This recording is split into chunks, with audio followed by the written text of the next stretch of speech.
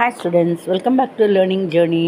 ஆக்சுவலாக மனசு, அறிவு எந்த மாதிரி யூஸ் பண்ணுறோம் அப்படின்னா, என்னுடைய மாமியாரை நான் கையை பிடிச்சு எஸ்கலேட்டரில் கூட்டிகிட்டு போனேன்.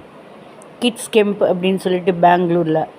அவங்க என்னை நம்பி என்னை பிடிச்சிட்டு ஏறி வந்தாங்க. அவங்களுடைய வயசுக்கு அவங்க தைரியமாக ஏறி வந்தாங்க. இப்போது நான் அவங்கள வழிகாட்டின இந்த பத்மஸ்ரீயே தான் இப்போ பயந்துக்கிறேன். ஏன்னா அப்போ மனசு தான் டக்குன்னு ஏறிடலாம் அப்படின்னு. ஆனால் இப்போ அறிவை யூஸ் பண்ணுறோம். ஏறினா விழுந்துருவோமோ, எந்த காலை வச்சா எப்படி ஏறினா எந்த மாதிரி ஆகும், பல ஆலோசனை மனசுக்குள்ளே வரப்போ அறிவுபூர்வமாக யோசிக்கிறப்ப பயம் வந்துடுது.